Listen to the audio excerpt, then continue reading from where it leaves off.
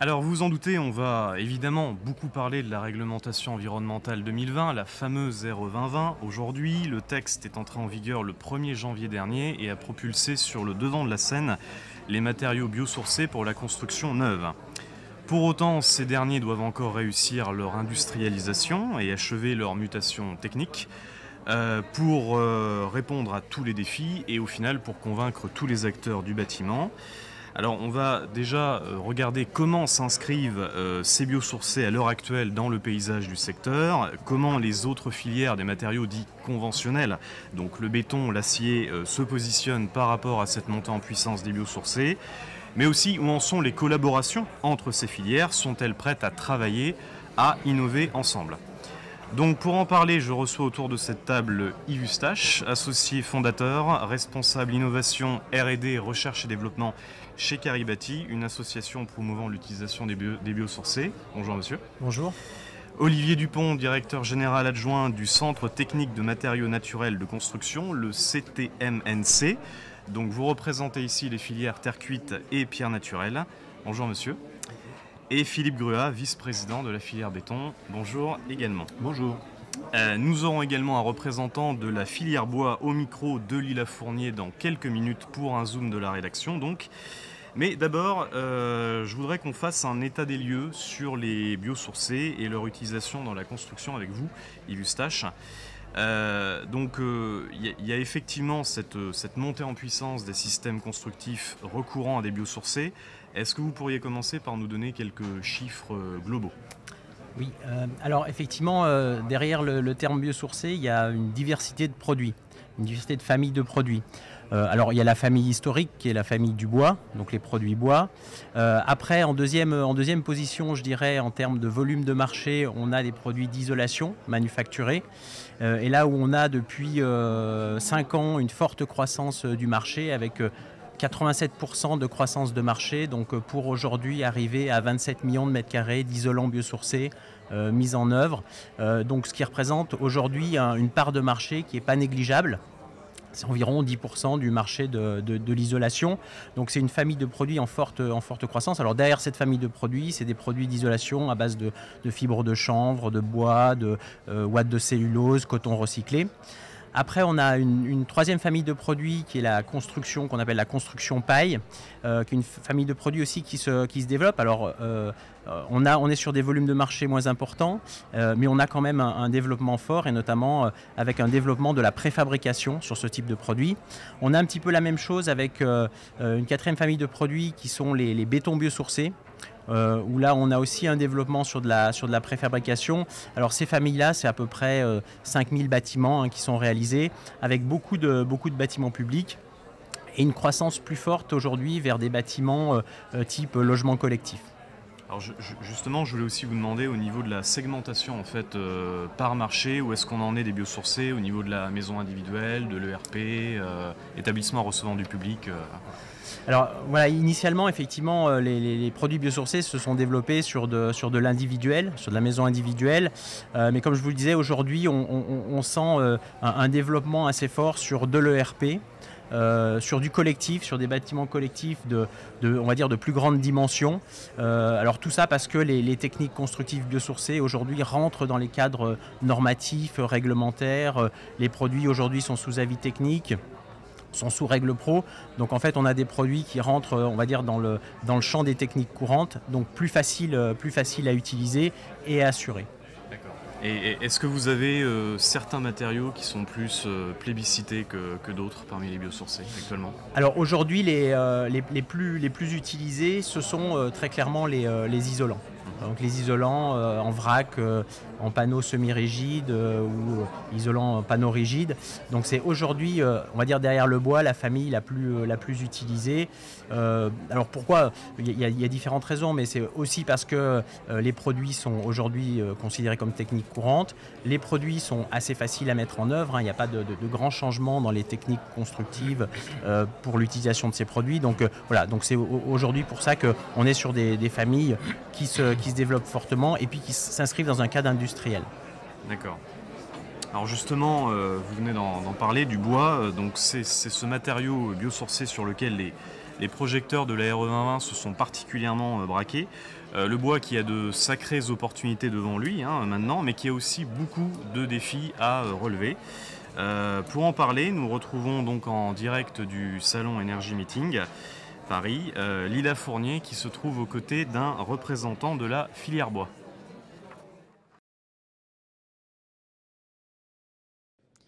Je suis en direct du salon Energy Meeting sur le stand de l'Union des industriels et constructeurs bois avec Dominique Cottineau, son délégué général. Excusez-moi. Bonjour. Nous allons notamment parler de la réglementation environnementale 2020 qui a propulsé la filière bois. La demande d'utilisation du matériau biosourcé est croissante, mais des questions se posent sur son industrialisation. L'État a débloqué des centaines de millions d'euros pour aider la filière à se moderniser. L'idée, c'est de mieux organiser les capacités de production et les compétences des salariés. Monsieur Cottineau, comment est-ce que vous avez perçu l'arrivée de la réglementation environnementale 2020, qu'on appelle aussi RE 2020, qui est entrée en vigueur le 1er janvier dernier? Alors, dans un premier temps, on l'a avant tout bien perçu parce que c'est la première réglementation qui met véritablement l'accent sur la décarbonation de l'acte de construire. Et on en connaît tout le poids. Donc c'est une première réaction générale, bien entendu positive. Une deuxième réaction qui nous met face à une responsabilité. C'est la responsabilité que nous devons être au rendez-vous de cette massification de la construction bois, de la montée en puissance du matériau bois dans la construction et de pouvoir faire évoluer à la fois notre filière, faire évoluer aussi les autres filières constructives parce que un élément qui est très clair, c'est le premier enjeu, c'est la décarbonation. Donc nous avons un matériau qui est tout à fait approprié à cela, mais ça se fera dans un contexte de mixité des matériaux, le bon matériau le plus sobre en carbone au bon endroit, avec les propriétés fonctionnelles qu'ils peuvent avoir. Et donc une responsabilité, une fierté aussi de contribuer à cela, mais nous serons et nous devons et nous serons au rendez-vous. Justement, je voulais vous demander si la filière est assez structurée pour répondre à cette demande croissante. Alors, la filière, en termes de structuration, elle est structurée, mais il est clair que nos productions en termes de capacité doivent progresser, donc on s'y emploie. Il est clair que tout le monde a à l'esprit la tension qui existe sur l'ensemble des matériaux aujourd'hui, renforcée par le contexte actuel. Nous n'y échappons pas sur certains aspects. Néanmoins, les synergies sur les différents acteurs de la chaîne de valeur se structurent de façon extrêmement harmonieuse. Et la RE 2020, finalement, est aussi une chance en ce qui nous concerne pour se projeter. C'est-à-dire que la feuille de route qu'elle trace sur les 10 prochaines années permet de générer et de sécuriser les investissements industriels en ayant en perspective cette augmentation de volume qui va mécaniquement arriver pour nos produits. J'avais une dernière question. En décembre dernier, les ministères du Logement et de l'Industrie ont annoncé les premiers lauréats de l'appel à projet industrialisation de produits et systèmes constructifs bois et autres biosourcés. Ils ont aussi lancé en parallèle un autre appel à projet qui s'appelle Mixité pour la construction bas carbone. Le gouvernement vise à industrialiser la filière et à assurer une mixité de matériaux à faible émission de CO2. Dans ce cadre, quelles innovations on a pu voir émerger ? Alors sur l'appel à projet système constructif bois, les premiers lauréats, donc, comme vous le disiez, ont été déclarés en décembre dernier. On sait que de par les dossiers qui sont présentés, l'ensemble de l'enveloppe va être consommé très rapidement. Et dans le cadre des assises de la forêt et du bois qui se sont clôturées il y a 2 semaines, le gouvernement a annoncé un renforcement de cet appel à projet à hauteur de 180 millions d'euros pour justement développer ces systèmes constructifs, à la fois sur un aspect capacitaire dont on a besoin, mais aussi en relevant d'innovation par rapport aux filières d'approvisionnement ou par rapport aux essences qui vont pouvoir être employées. Très bien. Merci Monsieur Cottineau. Merci à vous. Merci à vous, Monsieur Cottineau, pour ce zoom sur le matériau bois. Alors, c'est vrai qu'on entend parfois, depuis déjà quelques temps, cette tendance à opposer, je vais dire, les matériaux biosourcés aux produits conventionnels. Mais pourtant, une filière comme celle du béton accélère aussi sur le bas carbone. Vous nous l'avez tous dit en préparant cette émission, il faut respecter le principe du bon matériau au bon endroit. Donc, je me tourne maintenant vers Philippe Gruat, vice-président de la filière béton, pour vous demander, d'une part, quelle est la perception des industriels que vous représentez à cette montée en puissance des biosourcés, Et d'autre part, comment se positionne votre filière à l'heure actuelle dans ce contexte de l'entrée en vigueur de la RE 2020 ? Bonjour, donc, je suis déjà un petit peu surpris d'être appelé matériau conventionnel quand on parle du béton, puisque c'est comme le dernier matériau qui est apparu par rapport à plusieurs siècles et millénaires de construction où le biosourcé et la terre étaient largement représentés. Donc effectivement, le béton est un matériau relativement récent qui a permis d'innover, mais qui remplace un matériau, je dirais, traditionnel qui est la pierre, voire la terre à certains moments. Et donc ce matériau n'a cessé d'innover et est tout à fait favorable, bien sûr, à l'arrivée de la nouvelle réglementation RE 2020, puisque d'ores et déjà, notamment en matière de carbone, la réduction d'émissions, d'empreintes, avait été considérable ces 30 dernières années, parce que moins 40%, et notre objectif est encore moins 80%, ce qui ne fait qu'en tout 88% de réduction totale de cette empreinte.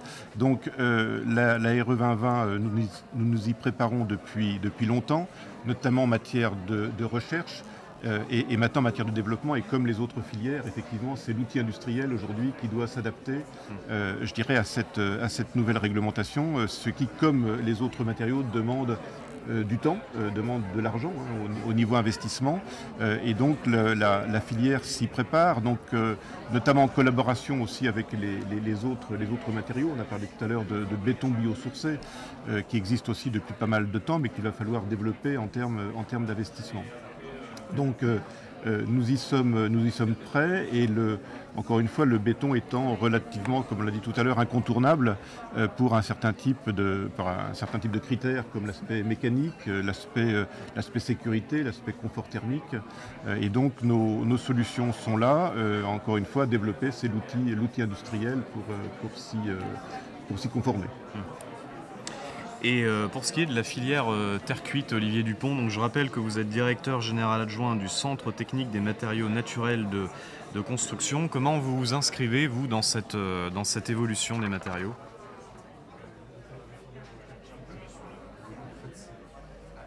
Pareil, en fait, de longue date. Notamment lié à l'impact carbone des produits, c'est quelque chose qui est pris en main par la filière dans les années. Donc il y a des efforts qui ont été menés depuis déjà de longue date, en fait, pour améliorer la performance énergétique de la fabrication des produits. Et donc c'est toute une feuille de route qui est en cours, qui est en place, avec en fait des évolutions, différents leviers qui vont être activés pour pouvoir répondre à ces enjeux. Et donc tout ça est dans le cadre de la stratégie nationale bas carbone qui est définie pour avoir une décarbonation de l'ensemble de l'industrie à l'horizon 2050. Donc c'est quelque chose qui est incrémental. Et puis c'est vrai qu'en fait, nous, par rapport à cette évolution, la RE 2020, c'est pas seulement en fait l'impact carbone, c'est aussi l'efficacité énergétique. Et c'est vrai que les familles de produits comme la brique de structure, finalement, ont une certaine compétitivité sous cet enjeu, en fait, grâce à sa performance thermique.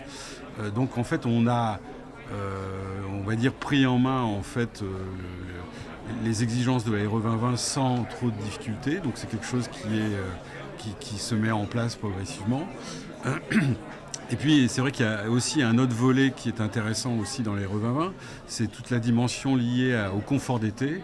Et donc là, en fait, on le verra peut-être tout à l'heure par rapport aux pistes d'innovation, mais c'est vrai que c'est un sujet aussi où la filière peut en fait tirer un certain nombre d'attraits particuliers.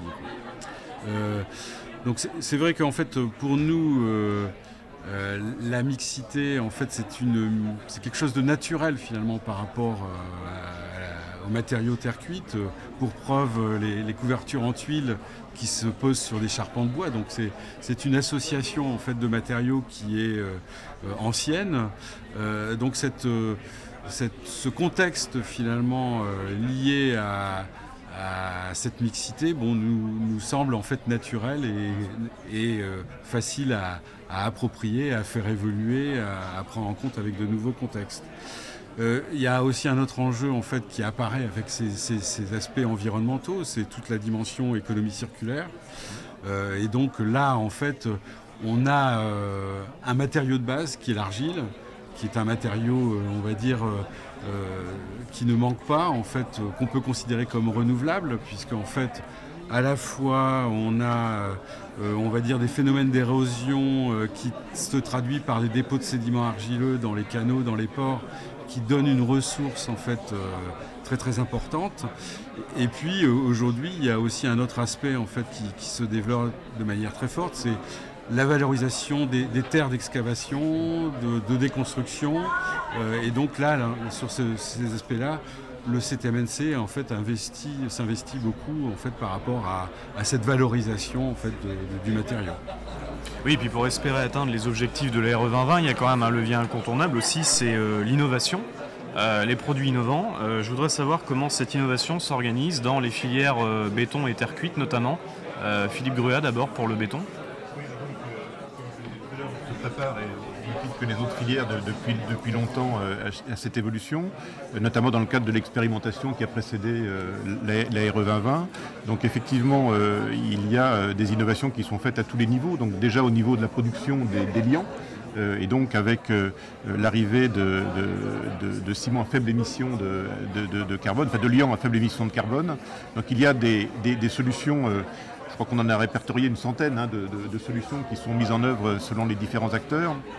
Si on parle par exemple du problème du CO2, le captage du CO2, qui est quelque chose sur lequel on travaille depuis très longtemps, le captage du CO2 permet effectivement de répondre parfaitement bien en termes de liant, je dirais, à cette définition. Donc en matière de recherche, c'est vrai. Après, comme je disais tout à l'heure, il y a toute cette partie industrialisation, avec beaucoup de démonstrateurs aujourd'hui, et puis on le voit bien, le temps qu'il faut pour arriver au produit final tel qu'il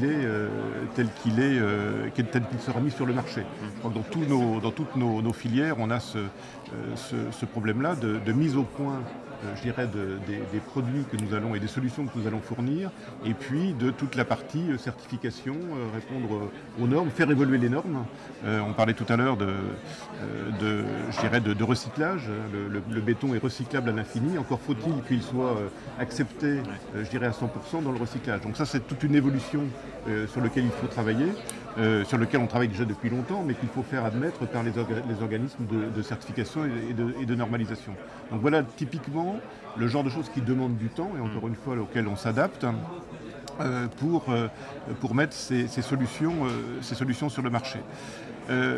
L'autre point, c'est effectivement une nouvelle collaboration que l'on doit avoir en termes d'acteurs, alors soit avec d'autres matériaux. Donc je reviendrai peut-être tout à l'heure sur la collaboration qu'il y a par exemple entre nos centres techniques industriels que sont je dirais les 4 matériaux. Il ne faut pas oublier l'acier dans tout ce que dans la construction. Il n'est pas représenté ici, mais au moins il est dans le béton armé et donc qui est très, très présent aussi. Mais la collaboration qu'il peut y avoir donc au sein de nos différentes filières, qu'il s'agisse donc du bois, de la terre cuite, du béton ou de l'acier, et notamment au sein de ce qu'on appelle l'MECD, qui est un institut Carnot justement qui regroupe les quatre matériaux et qui a encore beaucoup de travail à effectuer, de réalisation à effectuer pour que cette collaboration se fasse. Et comme l'a dit Dominique Cottineau tout à l'heure, aujourd'hui, bien sûr, la mixité des matériaux et le bon matériau au bon endroit est une constante de l'ensemble. Donc on ne cherche pas à s'opposer, mais plutôt à trouver des solutions ensemble pour y arriver. Pour ça, il y a beaucoup de recherche, encore une fois, qui est en cours. Mais derrière, j'insiste beaucoup là-dessus, des investissements, des réalisations, des mises sur le marché. Aussi, une évolution en termes de, il faut le dire, en termes de prix de solutions. Ces solutions sont quand même des solutions qui vont avoir un certain coût. Quand vous mettez un sac de ciment dit bas carbone avec une empreinte carbone 4 fois inférieure au sac traditionnel, vous avez un prix qui aujourd'hui est le double. Donc qui chez une grande surface de bricolage va acheter un sac qui est le double du prix. Donc pour ça il faut développer donc, ces outils-là, faire baisser bien sûr les prix par une industrialisation et puis arriver à des solutions encore une fois raisonnables et raisonnées et pas trop dogmatique comme certains médias parfois ont réussi je dirais, à le communiquer. Tout ça demande du temps, de l'argent, de la raison aussi. Fois, et je pense que l'ensemble des filières est tout à fait mobilisé, et donc la filière béton en particulier, pour avoir cet objectif qui est aujourd'hui totalement partagé. Je voulais aussi entendre Olivier Dupont sur les expérimentations prometteuses du côté de la terre cuite. Oui, en fait, comme j'évoquais tout à l'heure, c'est vrai qu'il y a de la recherche et développement qui s'est lancée en fait notamment pour faire évoluer les processus de fabrication et donc répondre à ces enjeux de décarbonation de la filière terre cuite. Il y a 3 leviers en fait qui sont activés au sein de la filière. Un premier levier qui porte sur l'amélioration de la performance énergétique de la fabrication. Un deuxième levier qui est le remplacement des énergies fossiles par exemple des biogaz, de l'hydrogène, et donc ça ce sont des recherches et des expérimentations qui sont en cours. Et puis un troisième volet qui est aussi, comme l'évoquait Philippe Brua, la captation du CO2 et sa valorisation en fait avec l'idée finalement de pouvoir recycler en fait le CO2 pour assurer la cuisson en fait des produits. Donc une boucle vertueuse en termes de transformation du produit. Alors après, en fait, concernant les produits, c'est vrai qu'en fait, il y a aujourd'hui des enjeux, notamment, on parle beaucoup de changement climatique, mais il faut aussi envisager de s'adapter au changement climatique, et donc il y a des problématiques liées aux îlots de chaleur urbains.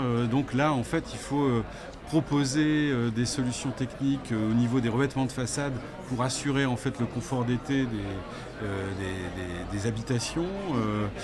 Et donc là, sur la filière terre cuite, travaille beaucoup en effet sur la fonctionnalisation de surface du matériau pour proposer des solutions rafraîchissantes donc qui répondent en fait à ce type d'enjeu. Et puis en fait il y a des voies aussi, alors qui sont un peu en lien avec l'économie circulaire, qui est le réemploi. En fait, les matériaux, les produits en fait en terre cuite ou même en pierre naturelle, ce sont des matériaux qui se caractérisent par la durabilité et l'intérêt en fait esthétique des produits. Donc il y a cette dimension patrimoniale, et donc le réemploi aujourd'hui, c'est un vrai sujet qu'il faut accompagner. Donc on est encore dans des problématiques d'assurabilité de ce type d'ouvrage. Donc il y a tout un travail de caractérisation, de diagnostic qui doit être mené pour pouvoir réaliser en fait ces projets et faciliter la prescription donc de ces produits de réemploi. On le sait, il y a le règlement des produits de construction, la révision qui a été publiée hier, et donc ce RPC introduit en effet cette dimension réemploi, et donc il y a un sujet réellement à gérer à ce niveau-là. Donc il y a des travaux qui se font également au travers de MECD, comme le citait Philippe Brua. Donc il y a tout un enjeu en fait d'innovation qui peut être porté par chaque filière, mais aussi en fait par un travail collectif des différentes filières. Et MECD est vraiment le consortium qui répond bien à cet enjeu. Et Yves Eustache de Caribati, est-ce que les biosourcés arrivent à se faire une place dans ces associations de matériaux?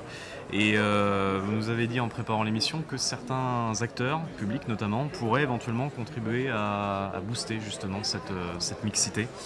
Oui, tout à fait. Alors, les biosourcés se retrouvent totalement dans cette notion de mixité, tout simplement, je dirais par nature, puisque la majeure partie des biosourcés, si le bois mis à part, sont des produits de remplissage d'isolation. Donc ils n'ont pas de fonction structurante, donc ils sont utilisés généralement avec du béton, avec de l'acier, avec de la terre cuite. Donc à ce niveau-là, il y a une vraie complémentarité entre les matériaux biosourcés et les autres matériaux, on va dire. Ça, c'est la première chose. La deuxième chose, c'est dans les développements et dans les innovations qu'on peut trouver, on en a déjà parlé, notamment au niveau des bétons, c'est l'association de biosourcés et de béton. Parce que c'est une des grandes familles de produits aujourd'hui biosourcés. Donc là encore, on a cette notion de mixité.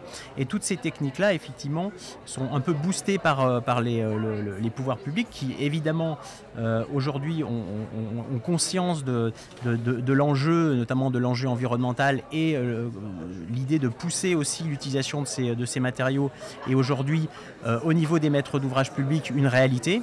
Et donc on trouve de plus en plus d'opérations aujourd'hui bâtiments publics qui intègrent des solutions biosourcées en mixité avec d'autres matériaux. Malgré tout, il reste des obstacles à surmonter parfois. On reste avec vous, Yves Eustache, sur les défis effectivement à relever pour les biosourcés. Sur l'aspect technique, on parle souvent, notamment pour le bois, de la sécurité incendie. On entend aussi parler de la tenue au vent, du comportement dans le temps. Qu'est-ce que vous pouvez nous dire sur ça ? Alors effectivement, sur ces sujets-là, c'est un vrai enjeu.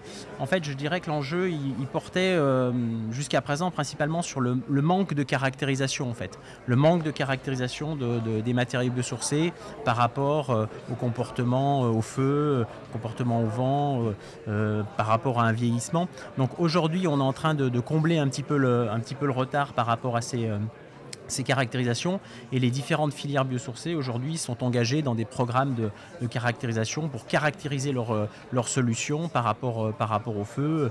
La filière chanvre l'a fait avec les bétons de chanvre, la filière paille l'a fait avec différents systèmes constructifs paille. Donc on a aujourd'hui un réel travail sur ces points-là qui étaient effectivement des freins il y a quelque temps à l'utilisation des biosourcés. Parce que tant qu'on n'a pas les caractéristiques par rapport à ces techniques-là, ces caractéristiques-là, on a du mal à les intégrer dans des opérations de plus grande ampleur. Et Olivier Dupont, vous aviez, notez-vous, une frilosité des architectes à parfois prescrire les systèmes associés.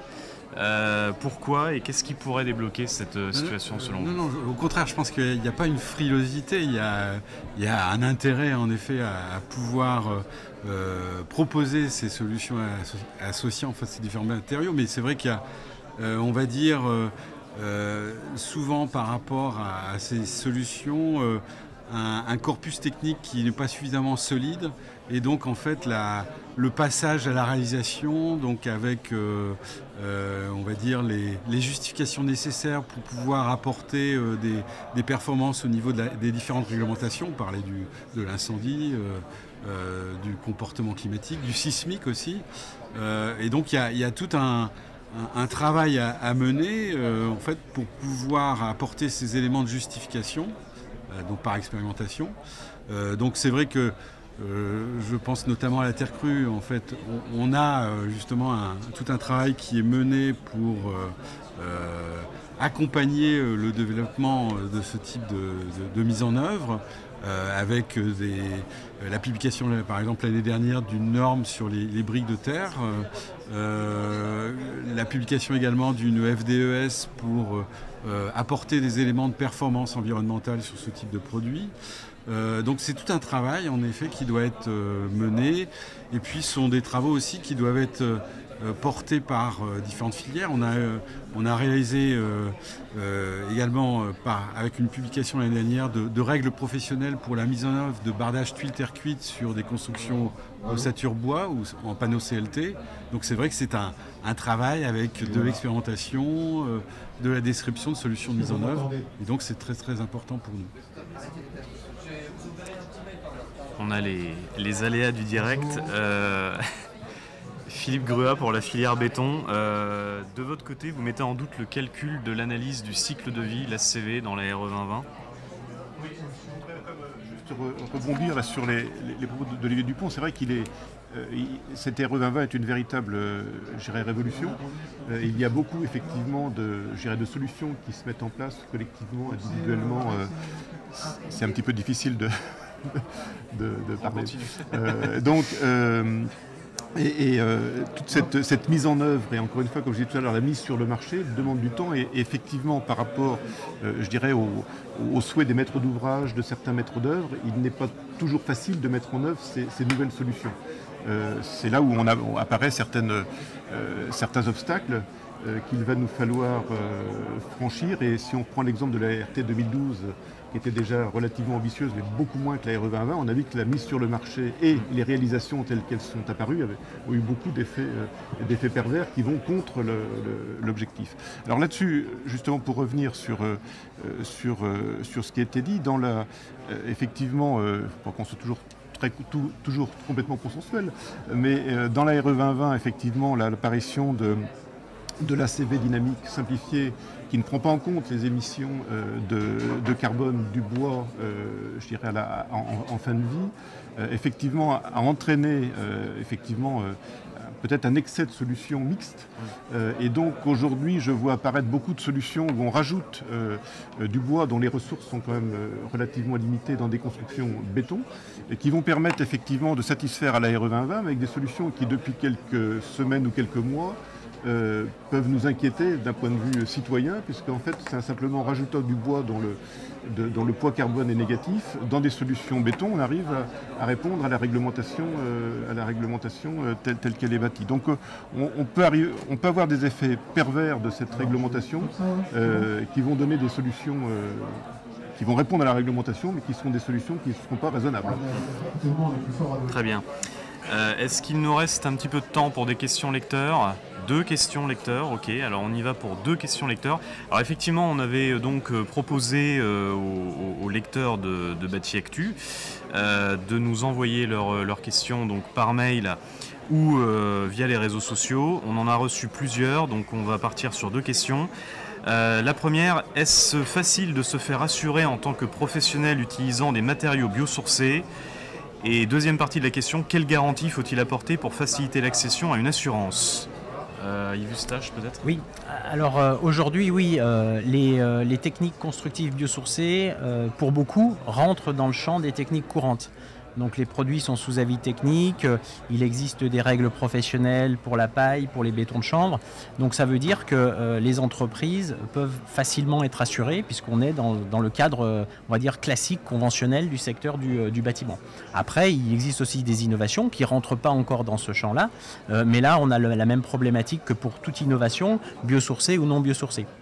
Donc oui, aujourd'hui, les techniques constructives biosourcées sont assurables et rentrent dans le champ des techniques courantes. Ok, donc pas d'inquiétude de ce côté-là. Deuxième question, alors que l'on parle de plus en plus de réemploi des matériaux, qu'en est-il du côté biosourcé sur ce sujet ?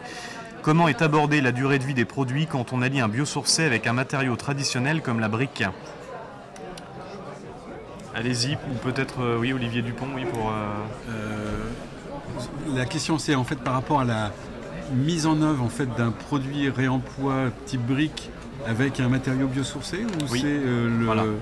C'est comme ça que je la comprends aussi. Je dirais que c'est en fait un élément supplémentaire en fait, de complexité par rapport à la réalisation de l'opération, puisque aujourd'hui, en effet, il y a toute une phase de diagnostic sur les performances résiduelles des matériaux de réemploi qui doit se mettre en place. Donc il y a des travaux qui sont menés avec les assureurs justement pour pouvoir donner un cadre à ce type de démarche. Alors après, l'association, bon, je dirais que là,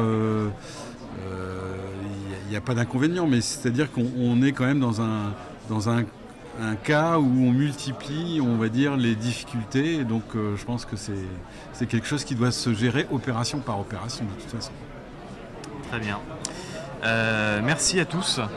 Donc Yves Eustache, Olivier Dupont, Philippe Gruat et Dominique Cotineau qu'on avait donc en duplex, si je peux dire, pour ces échanges très intéressants. Merci beaucoup, messieurs. Merci. Merci à vous aussi qui nous regardez, donc merci de suivre l'édition spéciale en direct d'Energy Meeting Paris. On va maintenant parler solutions techniques et innovation en retournant au cœur du salon avec Lila Fournier qui se trouve avec les représentants de 2 startups. Je suis au cœur du village des startups sur Energy Meeting en compagnie de 2 d'entre elles. Elles ont choisi de relever le défi de la transition énergétique avec leur innovation. En ligne de mire, optimiser les consommations d'énergie, quantifier les empreintes carbone et recycler la matière. Je me trouve à côté de Christophe Bastien. Vous êtes directeur général adjoint de Solaronix ECS. C'est une société spécialisée dans la production d'eau chaude sanitaire. Vous fabriquez, vous installez, mais aussi vous exploitez la solution Pack Factor 7. En quelques mots, est-ce que vous pouvez nous expliquer ce que c'est que votre solution et comment elle fonctionne? Alors, bonjour, merci de nous avoir invités. Déjà, je dirais que le principe est assez simple. Nous, ce qu'on cherche à faire, c'est récupérer l'énergie qui est contenue dans les eaux grises au lieu de l'acheter à l'égout. Alors, qu'est-ce que c'est que les eaux grises? C'est la résultante de notre utilisation de l'eau à la maison ou dans des bâtiments, c'est-à-dire les douches, les bains, les machines à laver, lave-vaisselle. Vous allez utiliser de l'eau qui va être ensuite partir normalement vers l'égout. C'est de l'eau relativement propre, mais qui contient quand même quelques polluants. C'est pour ça qu'on l'appelle grise. Donc nous, on va la collecter, la stocker dans des cuves de grande dimension et alimenter des pompes à chaleur pour finalement extraire l'énergie et la transférer sans contact, bien sûr, à l'eau de ville, qui deviendra à son tour de l'eau chaude sanitaire. C'est évidemment une solution qui ne peut fonctionner que pour du collectif. Ça ne peut pas fonctionner pour une maison individuelle. C'est en fait la douche de madame qui va servir à mon bain plus tard. Donc à partir de 50 logements pour des résidences de type habituel ou résidences seniors, étudiantes, hôtels. D'accord. Est-ce qu'il faut une pompe à chaleur particulière pour accueillir votre solution? Alors oui, c'est une bonne question. Effectivement, il nous faut des pompes à chaleur eau comme l'eau grise, et l'autre eau comme l'eau de ville, puisqu'on transfère l'énergie de l'eau grise à l'eau de ville. Donc nous sommes concepteurs de nos pompes à chaleur et nous sommes fabricants dans le Nord, à Armentières, une petite ville près de Lille. Après, comme vous l'avez rapidement expliqué, nous fournissons des solutions clés en main que nous installons, mettons en route, exploitons, télésurveillons. Et quelles ont été les difficultés que vous avez pu rencontrer lors de la conception de votre solution? Alors, je dirais que sur le papier, c'est assez simple et les scientifiques confirment tout de suite qu'utiliser de l'eau grise, c'est intéressant. Pourquoi? Parce que c'est une source froide pour le thermicien qui est chaude et qui reste à une température stable toute l'année. Donc la partie, dirons, thermique de l'affaire est plutôt simple, entre guillemets. Par contre, les eaux grises, c'est un autre sujet. Il s'agit de les apprivoiser. Pourquoi? Elles contiennent des cheveux, des poils, des résidus organiques. Des polluants, vous disiez aussi? Des polluants type graisse. Ce sont tous des légères pollutions, mais si vous voulez, l'enjeu, c'était de trouver des solutions astucieuses pour que l'exploitation soit possible, techniquement, mais aussi à un coût raisonnable, puisqu'en final, tout le monde est écolo dans l'âme, mais les gens préfèrent être écolo et ne pas payer plus, ce qui se comprend. Merci Monsieur Bastien. Je vous Toujours en en prie. direct d'Energy Meeting, je me trouve également avec le représentant d'une autre start-up, Mathieu Andrieux. Vous êtes directeur commercial au sein d'Agronergie. C'est une jeune pousse née en 2013 qui fabrique des chaufferies biomasse. En quelques mots, est-ce que vous pouvez nous expliquer le concept d'Agronergie et est-ce que vous proposez ce service partout en France? Oui. Donc bonjour, je suis Mathieu Andrieux, je suis le directeur commercial de la société Agronergie. Agronergie, on est fournisseur de chaleur renouvelable. La particularité de notre entreprise, c'est qu'on conçoit, on finance. Alors depuis peu, on a un nouvel actionnaire qui nous donne la possibilité d'investir 150 millions d'euros dans la transition énergétique sur des équipements sur ces équipements et ces réseaux de chaleur. Donc nous concevons, nous finançons les projets, nous les installons avec nos équipes. Nous avons monté une équipe comme un installateur classique et nous les exploitons aussi avec nos équipes. Chez Agronergie, quand on parle de chaleur renouvelable, on parle de biomasse, c'est notre métier de base. La biomasse, c'est le bois essentiellement, qu'on retrouve sous forme soit de granulés, comme vous voyez dans les magasins de bricolage, soit de plaquettes forestières, ce qu'on peut retrouver un peu en paillage horticole dans les parcs et jardins. Mais ça peut être aussi des biomasses un peu plus alternatives en fonction des territoires sur lesquels on se trouve. C'est aussi la géothermie. Donc la géothermie, c'est la chaleur qu'on va prendre dans le sol, peut être soit sur nappe, soit sur sonde, mais aussi on est en train de regarder là, des projets de solaire thermique. D'accord. Bon, voilà ce qu'on fait. Très bien. Je voulais savoir comment l'économie circulaire s'est intégrée dans vos services. Oui.